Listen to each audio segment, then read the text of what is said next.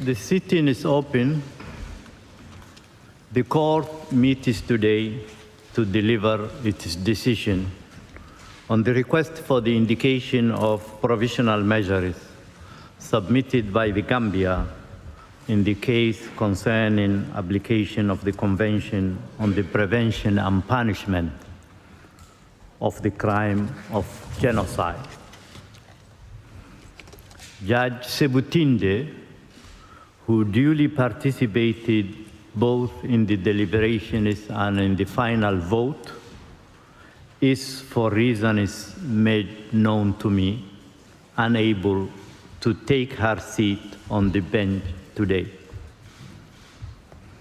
I would recall that on 11 November 2019,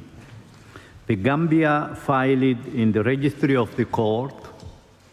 an application instituting proceedings against the Republic of the Union of Myanmar with regard to alleged violations of the Convention on the Prevention and Punishment of the Crime of Genocide, which I will refer to as the Genocide Convention. The application contained a request for the indication of provisional measures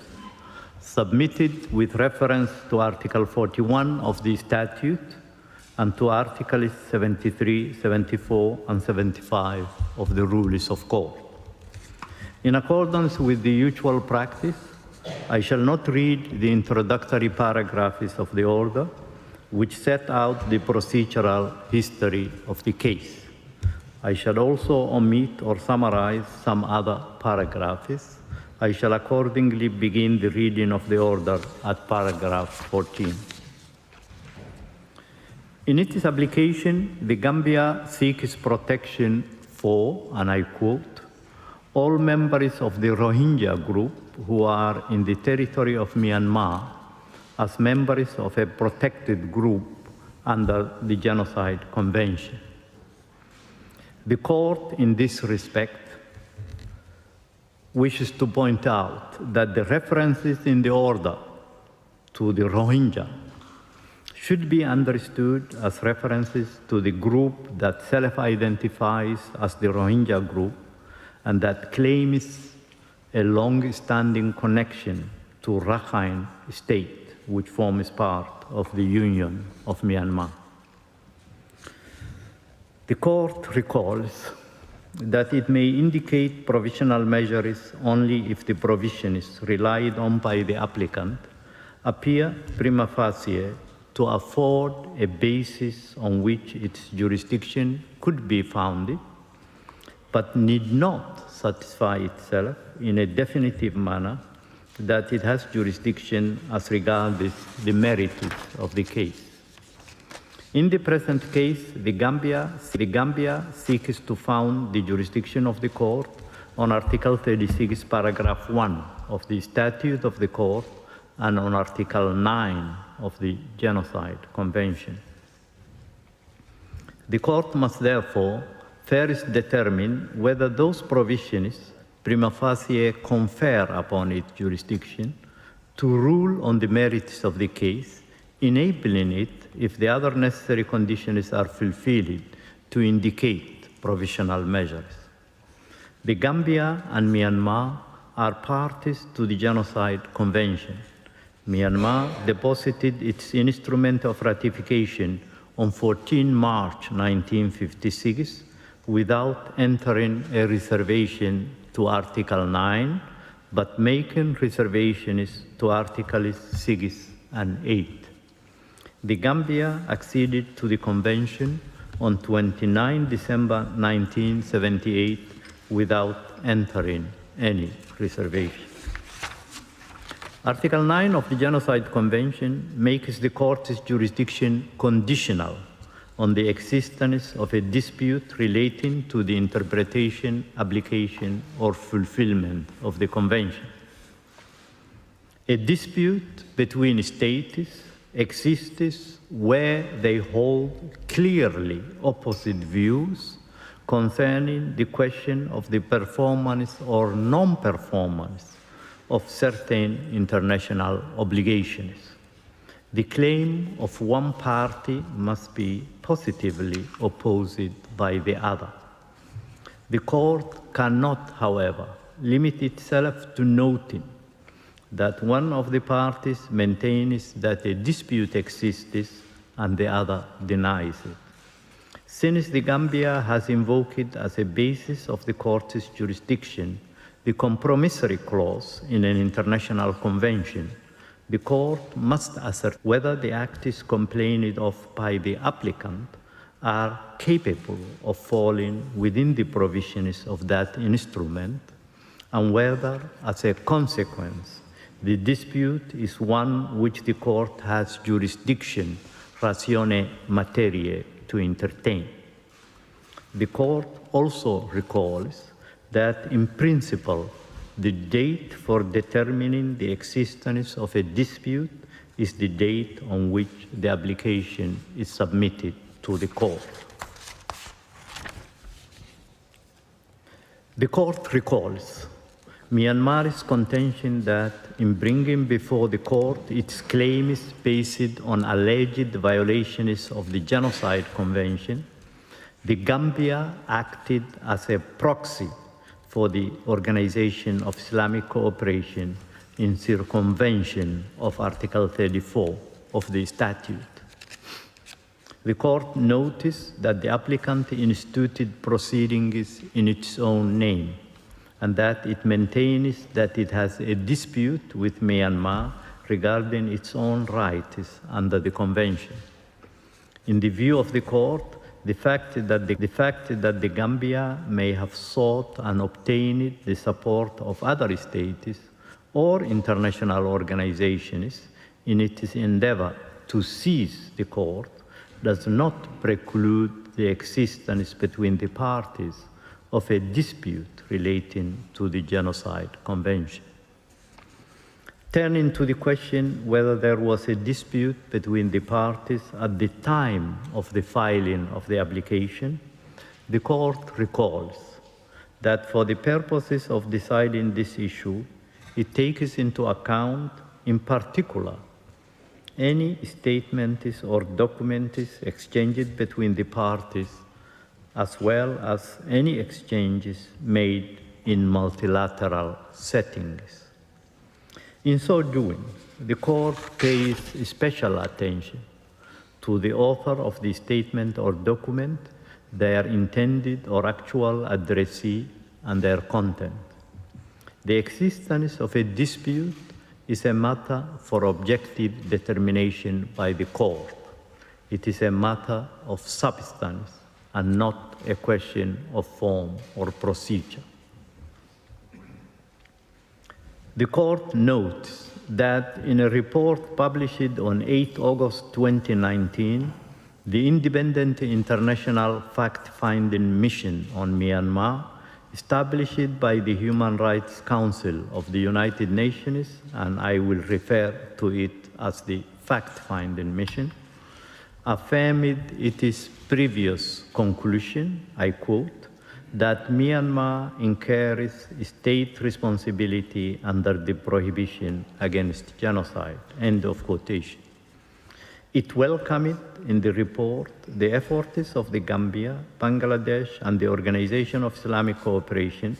to pursue a case against Myanmar before the court under the Genocide Convention. On 26 September 2019,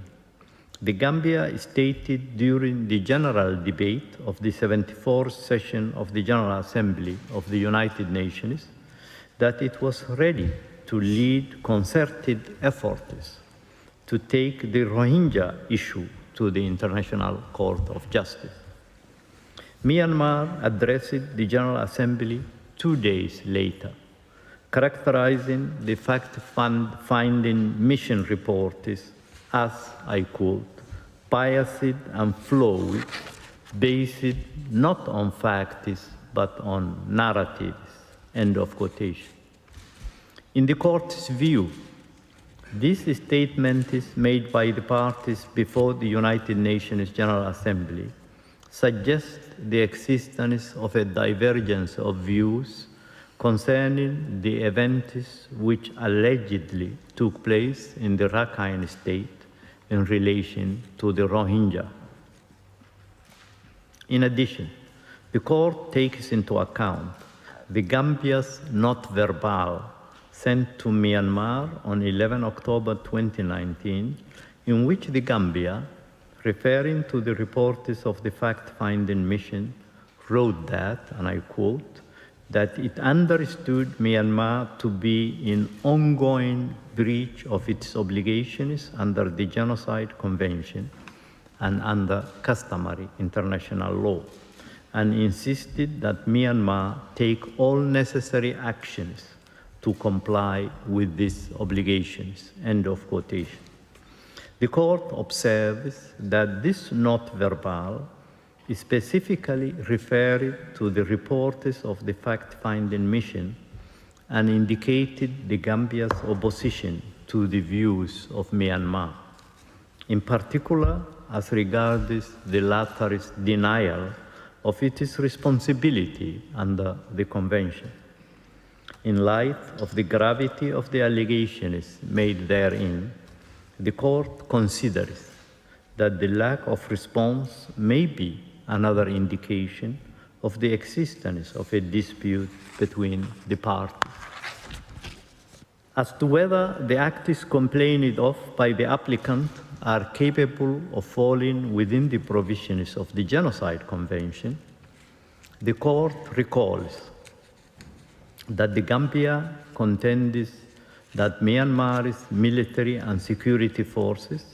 and persons or entities acting on its instructions or under its direction and control have been responsible, inter alia, for killings, rape, and other forms of sexual violence, torture, beatings, cruel treatment, and for the destruction or denial of access to food, shelter, and other essentials of life, all with the intent to destroy the Rohingya group in whole or in part. In the Gambia's view, these acts are all attributable to Myanmar, which it considers to be responsible for committing genocide. The Gambia contends that Myanmar has also violated other obligations under the Genocide Convention. The court notes that Myanmar, for its part, denied that it has committed any of the violations of the Genocide Convention alleged by the Gambia, arguing in particular the absence of any genocidal intent. For the purposes of the present proceedings, the court is not required to ascertain whether any violations of Myanmar's obligations under the Genocide Convention have occurred. Such a finding, which notably depends on the assessment of the existence of an intent to destroy, in whole or in part, the group of the Rohingya as such, could be made by the court only at the stage of the examination of the merits of the present case. What the court is required to do at the stage of making an order on provisional measures is to establish whether the acts complained of by the Gambia are capable of falling within the provisions of the Genocide Convention. In the court's view, at least some of the acts alleged by the Gambia are capable of falling within the provisions of the Convention. The court finds, therefore, that the aforementioned elements are sufficient at the current stage to establish prima facie the existence of a dispute between the parties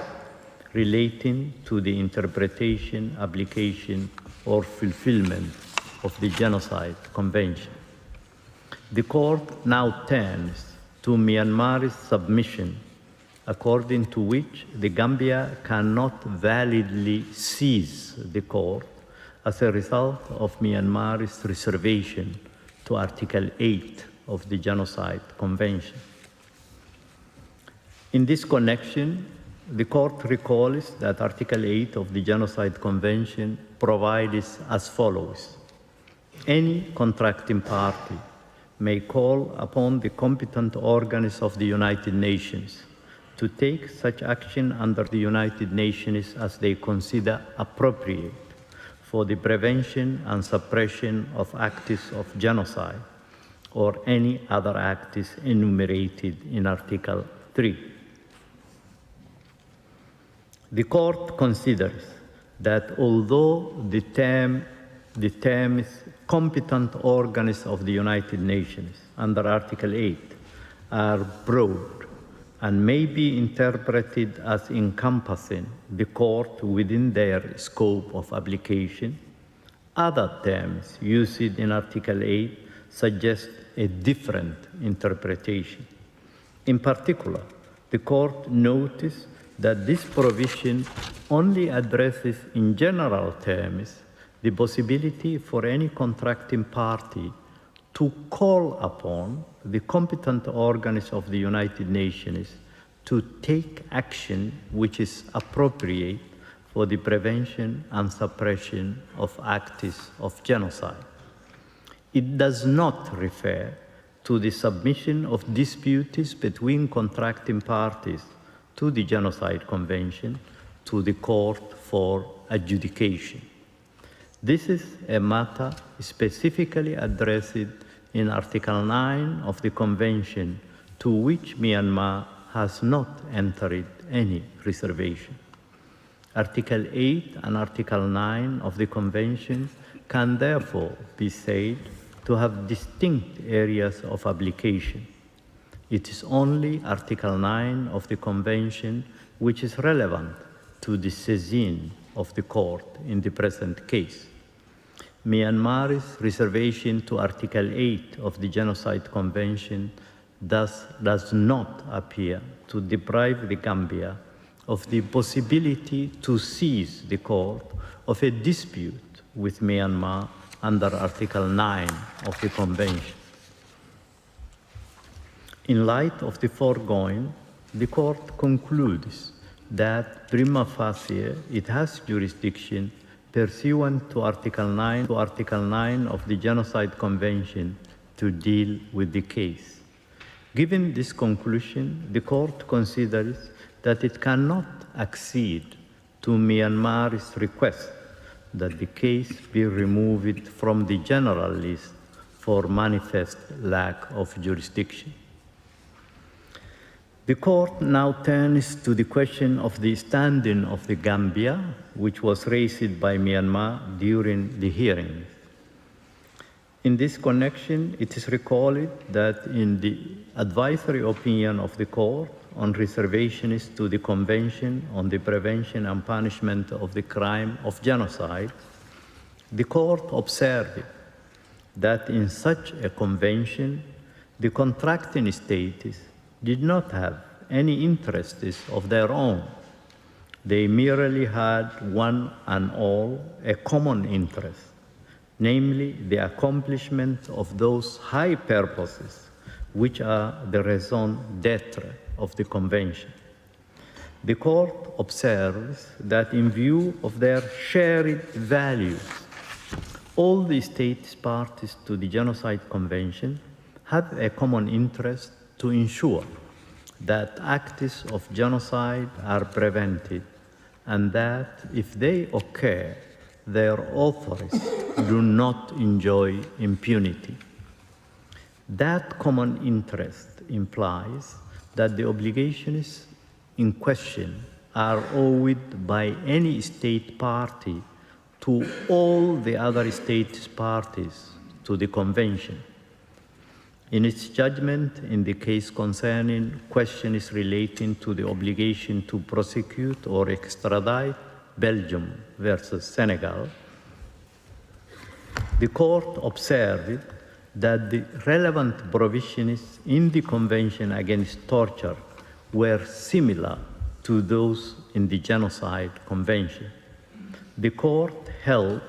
that these provisions generated obligations which may be defined obligations erga omnes partes, in the sense that each state party has an interest in compliance with them in any given case. It follows that any state party to the Genocide Convention, and not only a specially affected state, may invoke the responsibility of another state party with a view to ascertaining the alleged failure to comply with its obligations erga omnes partes and to bring that failure to an end. The court concludes that the Gambia has prima facie standing to submit to it the dispute with Myanmar on the basis of alleged violations of obligations under the Genocide Convention. A second condition for the indication of provisional measures by the court concerns the rights whose protection is sought and the link between such rights and the measures requested. The court recalls that the power it holds to indicate provisional measures under Article 41 of the statute has at its object the preservation of the respective rights claimed by the parties in a case, pending its decision on the merits thereof. It follows that the court must be concerned to preserve by such measures the rights which may subsequently be adjudged by it to belong to either party. Therefore, the court may exercise this power only if it is satisfied that the rights asserted by the party requesting such measures are at least plausible. At the current stage of the proceedings, however, the court is not called upon to determine definitively whether the rights which the Gambia wishes to see protected exist. It need only decide whether the rights claimed by the Gambia on the merits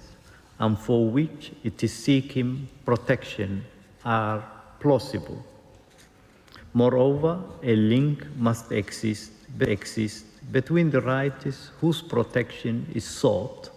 and the provisional measures being requested. The court observed that in accordance with Article 1 of the Convention on Genocide, all states parties thereto have undertaken to prevent and to punish the crime of genocide. Article 2 of the Convention provides that, and I quote, genocide means any of the following acts committed with intent to destroy in whole or in part a national, ethnical, racial, or religious group as such. A, killing members of the group. B, causing serious bodily or mental harm to members of the group. C, deliberately inflicting on the group conditions of life calculated to bring about its physical destruction in whole or in part. D, imposing measures intended to prevent births within the group. E, forcibly transferring children of the group to another group. End of quotation. Pursuant to Article 3 of the Genocide Convention, the commission of the following acts, other than genocide itself, are also prohibited by the Convention: conspiracy to commit genocide, direct and public incitement to commit genocide, attempt to commit genocide, and complicity in genocide. The obligation to prevent and punish genocide set out in Article 1 of the Convention is supplemented by the distinct obligations which appear in the subsequent articles, especially those in Articles 5 and 6, requiring the enactment of the necessary legislation to give effect to the provisions of the Convention, as well as the prosecution of persons charged with such acts, insofar as these provisions concerning the duty to punish also have a deterrent and therefore a preventive effect or purpose, they too meet the obligation to prevent genocide. The Court further observes that the provisions of the Convention to protect the members of a national, ethnical, racial, or religious group from acts of genocide or any other punishable acts enumerated in Article 3. It considers that there is a correlation between the rights of members of groups protected under the Genocide Convention, the obligations incumbent on state parties thereto, and the right of any state party to seek compliance therewith by another state party. In the Court's view, the Rohingya in Myanmar appear to constitute a protected group within the meaning of Article 2 of the Genocide Convention. In the present case, the Court notes that at the hearings, Myanmar, referring to what it characterizes as clearance operations carried out in Rakhine State in 2017,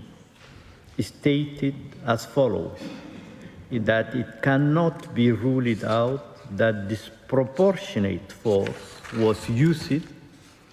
by members of the defense services in some cases, in disregard of international humanitarian law, or that they did not distinguish clearly enough between Arakan Rohingya Salvation Army fighters and civilians, and that there may also have been failures to prevent civilians from looting or destroying property after fighting or in abandoned villages. The Court also noticed that the United Nations General Assembly, in its resolution 73/264, adopted on 22 December 2018, condemned, and I quote, all violations and abuses of human rights in Myanmar as set out in the report of the fact-finding mission, including the widespread, systematic, and gross human rights violations and abuses committed state, including the presence of elements of extermination and deportation and the systematic oppression and discrimination that the fact-finding mission concluded may amount to persecution and to the crime of apartheid. End of quotation. The General Assembly also strongly condemned the grossly disproportionate response of the military and the security forces and deplored the serious deterioration of the security, human rights, and humanitarian situation, and the exodus of more than 723,000 Rohingya Muslims and other minorities to Bangladesh, and the subsequent depopulation of northern Rakhine State. The Assembly called upon the Myanmar authorities to ensure that those responsible for violations of international law, including human rights violations and abuses, are held accountable and removed from positions of power. In this connection, the Court recalls that the fact-finding mission, to which the General Assembly refers in its aforementioned resolution, states in its report of 12 September 2018 that it had, and I quote, reasonable grounds to conclude that serious crimes under international law had been committed that warranted criminal investigation and prosecution, including the crime of genocide against the Rohingya in Myanmar.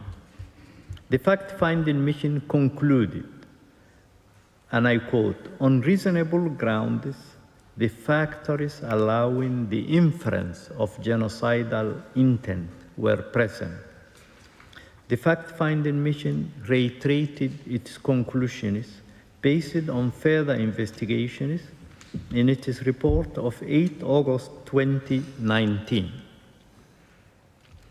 The court noticed that the fact-finding mission, in its 2018 detailed findings, also asserted, based on its overall assessment of the situation in Myanmar since 2011, and particularly in Rakhine State, that the extreme levels of violence perpetrated against the Rohingya in 2016 and 2017 resulted from, and I quote, "the systemic oppression and persecution of the Rohingya," end of quote. In view of the function of provisional measures, which is to protect the respective either party, pending the final decision of the court does not consider that the exceptional gravity of the allegations is a decisive factor, warranting, as argued by Myanmar, the determination at the present stage of the proceedings of the existence of a genocidal intent. In the court's view, all the aforementioned facts and circumstances are sufficient to conclude that the rights claimed by the Gambia and for which it is seeking protection are plausible. These are namely the right of the Rohingya group in Myanmar and of its members to be protected from acts of genocide and related prohibited acts mentioned in Article 3, and the right of the Gambia to seek compliance by Myanmar with its obligations not to commit and to prevent and punish genocide in accordance with the Convention. The court now turns to the issue of the link between the rights claimed and the provisional measures requested. The court considers that by their very nature,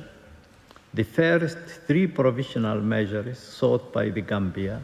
are aimed at preserving the rights it asserts on the basis of the Genocide Convention in the present case,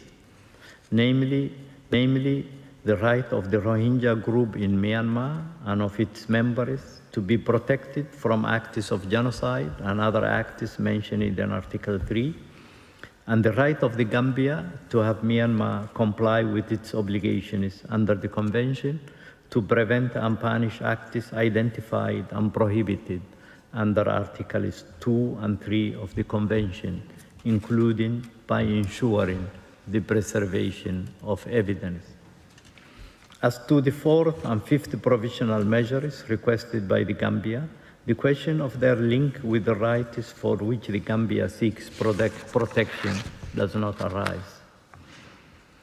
As to the 6th provisional measure requested by the Gambia, the court does not consider that its indication is necessary in the circumstances of the case. The court concludes, therefore, that a link exists between the rights claimed and some of the provisional measures being requested by the Gambia. The court, pursuant to Article 41 of its statute,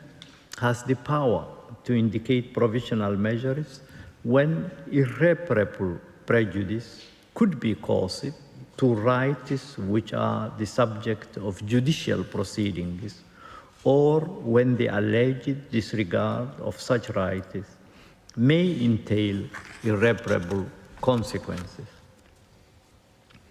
However, the power of the court to indicate provisional measures will be exercised only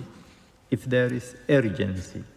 in the sense that there is a real and imminent risk that irreparable prejudice will be caused before the court gives its final decision.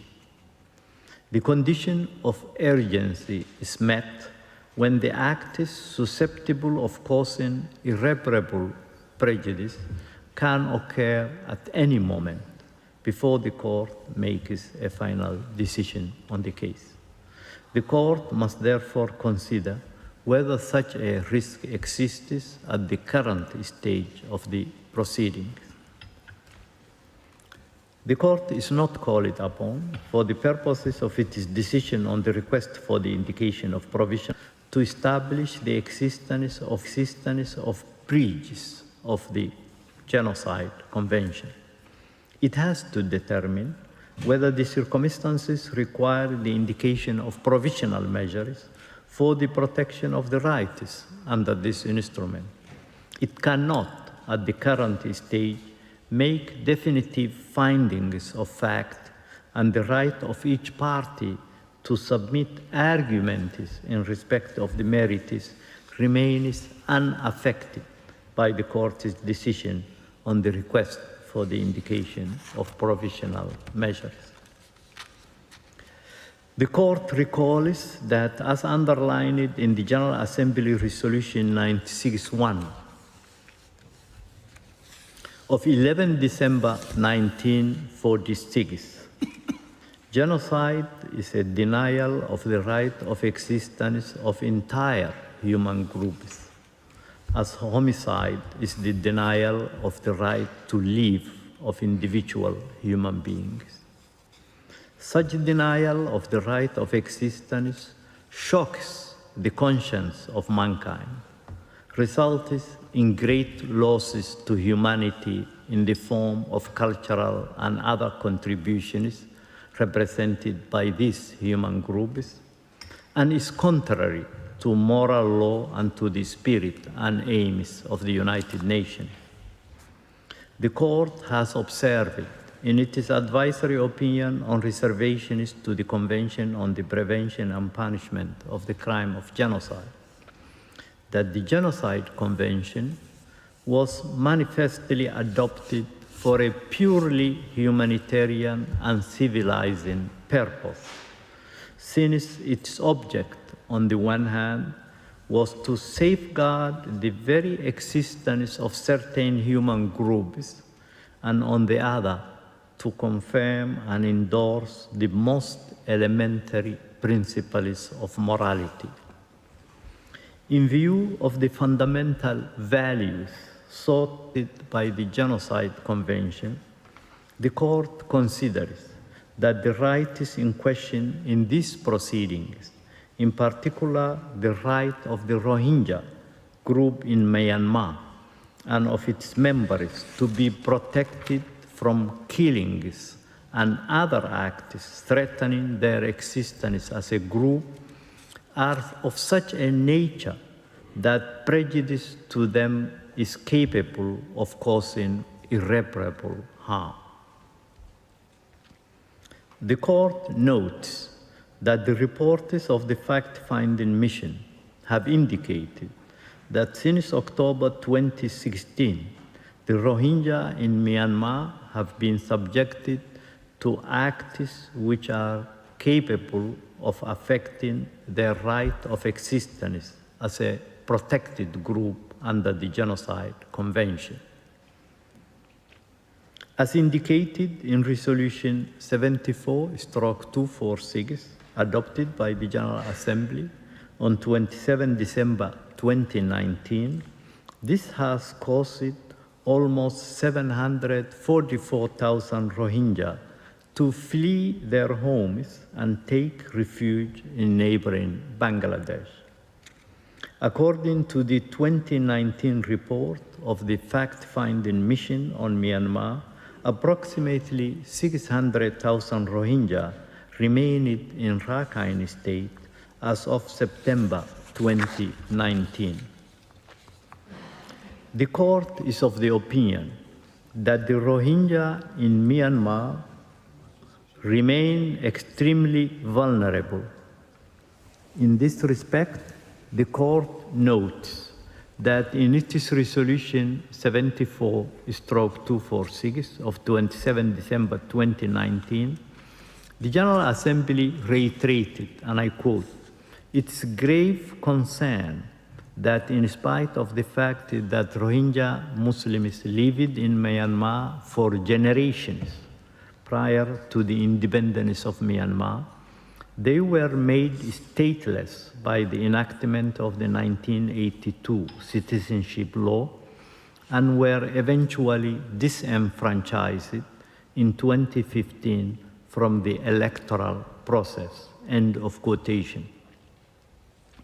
The Court further takes note of the detailed findings of the fact-finding mission on Myanmar submitted to the Human Rights Council in September 2019, which refer to the risk of violations of the Genocide Convention, and in which, I quote, it is concluded on reasonable grounds that the Rohingya people remain at serious risk of genocide under the terms of the Genocide Convention. End of quotation. The Court takes note of the statement of Myanmar during the oral proceedings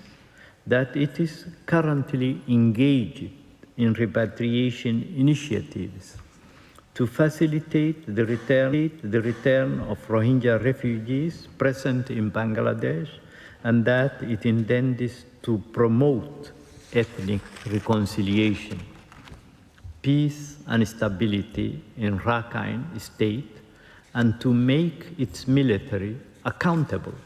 for violations of international humanitarian and human rights law. However, in view of the Court, these steps do not appear sufficient in themselves to remove the possibility that acts causing irreparable prejudice to the rights invoked by the Gambia for the protection of the Rohingya in Myanmar could occur. In particular, the Court notes that Myanmar has not presented to the Court concrete measures aimed specifically at recognizing and ensuring the right of the Rohingya to exist as a protected group under the Genocide Convention. Moreover,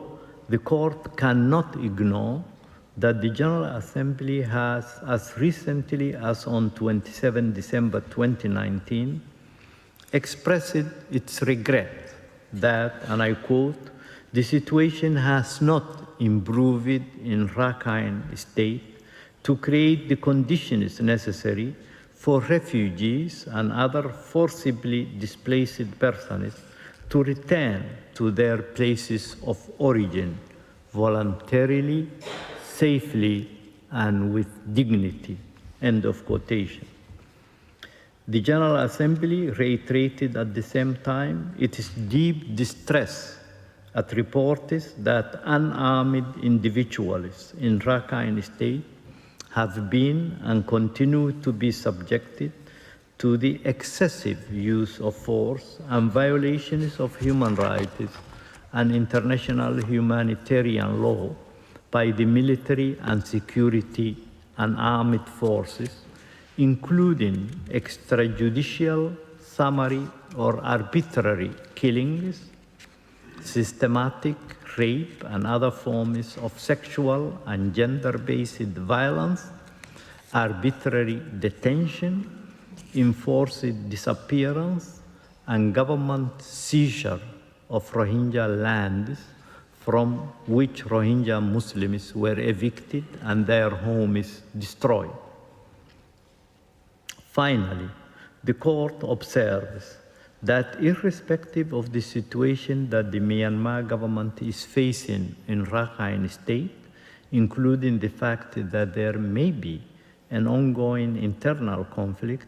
between armed groups and the Myanmar military, and that security measures are in place, Myanmar remains under the obligation incumbent upon it as a state party to the Genocide Convention. The court recalls that in accordance with the terms of Article 1 of the Convention, state parties expressly confirmed their willingness to consider genocide as a crime under international law, which they must prevent and punish independently of the context of peace or of war in which it takes place. The context invoked by Myanmar does not stand in the way of the court's assessment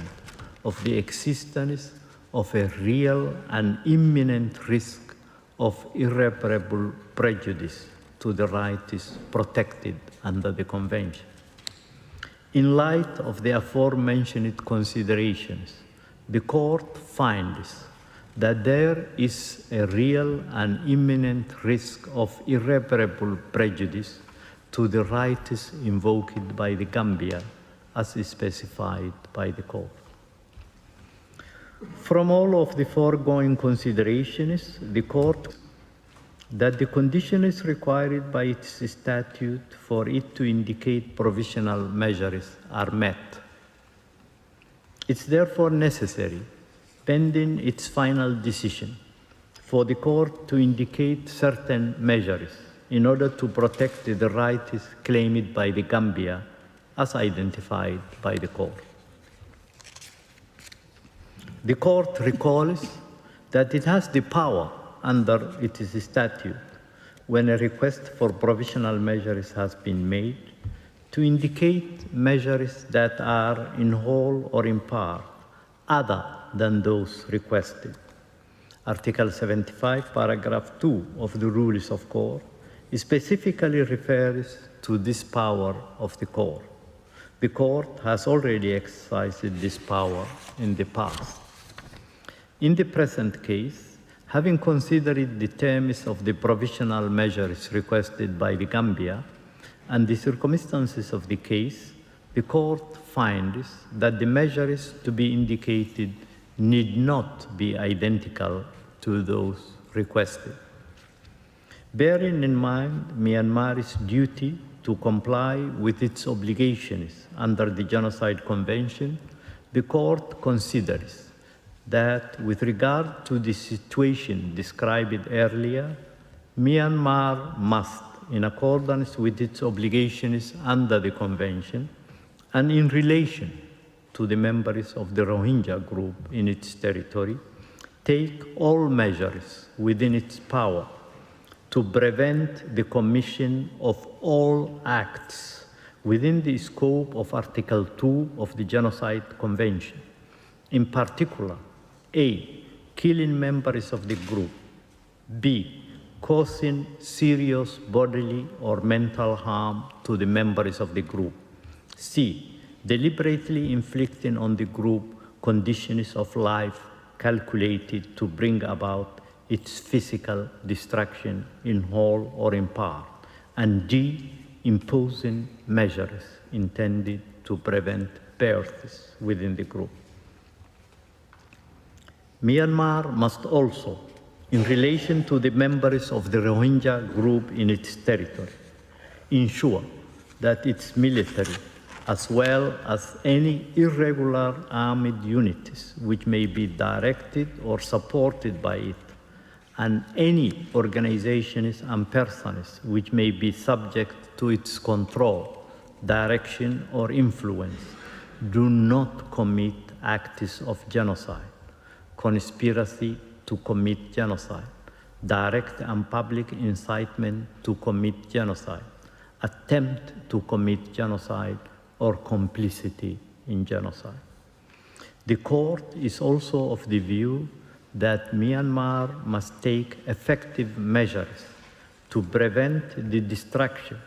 and ensure the preservation of any evidence related to allegations of acts within the scope of Article 2 of the Genocide Convention. Regarding the provisional measure requested by the Gambia, that each party shall provide a report to the court on all measures taken to give effect to its order, the Court recalls that it has the power reflected in Article 78 of the Rules of Court to request the parties to provide information on any matter connected with the implementation of any provisional measures it has indicated. In view of the specific provisional measures it has decided to indicate, the Court considers that Myanmar must submit a report to the Court on all measures taken to give effect to this order within 4 months, as from the date of this order, and thereafter every 6 months, until a final decision on the case is rendered by the Court. Every report so provided shall then be communicated to the Gambia,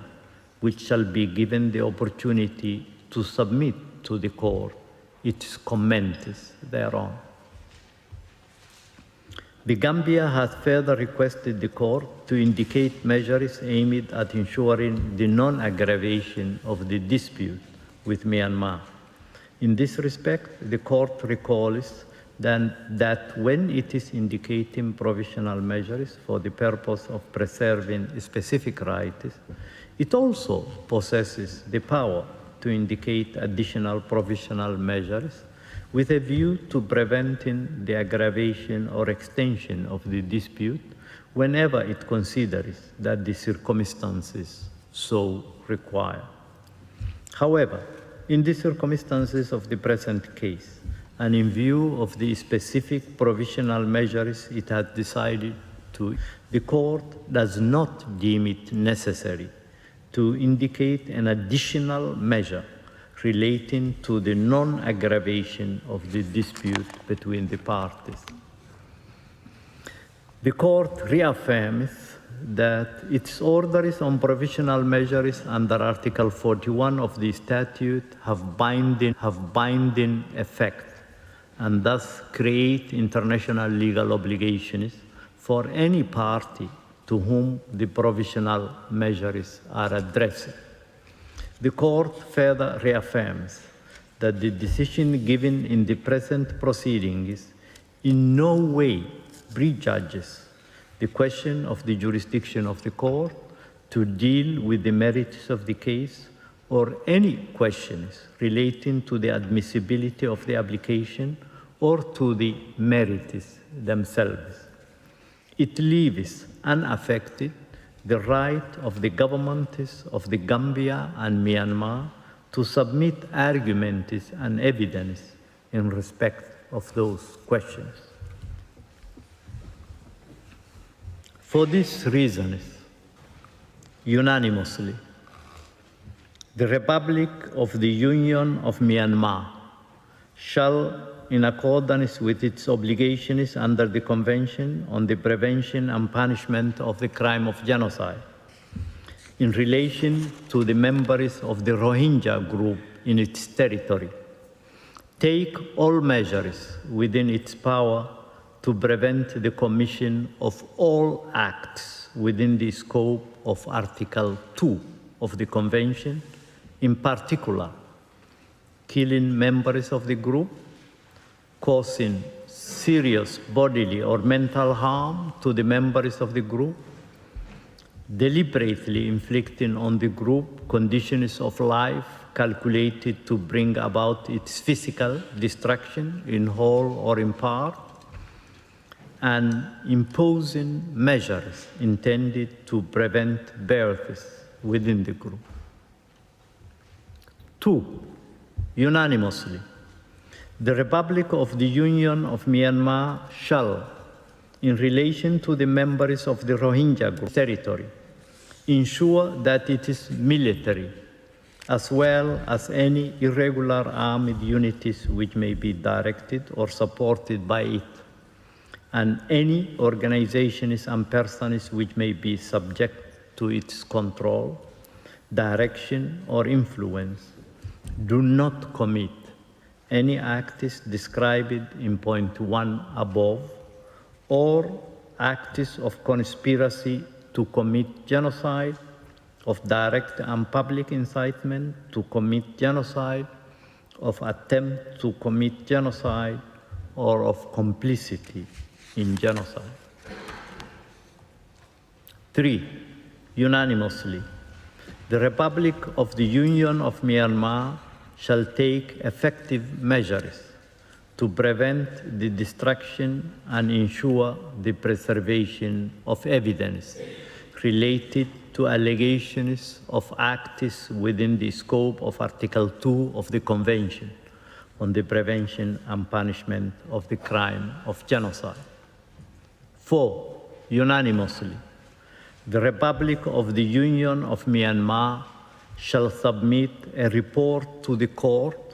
on all measures taken to give effect to this order within 4 months, as from the date of this order, and thereafter every 6 months, until a final decision on the case is rendered by the Court. Vice President Shue appended a separate opinion to the order of the Court. Judge Cansado Trinidad appended a separate opinion to the order of the Court. Judge Ad hoc Kress a declaration to the order of the Court. The text of the order is available from today in TypeScript. It will be available shortly on the Court's website. The printed text will be available in due course. As the Court has no further business before it today, I declare the sitting closed.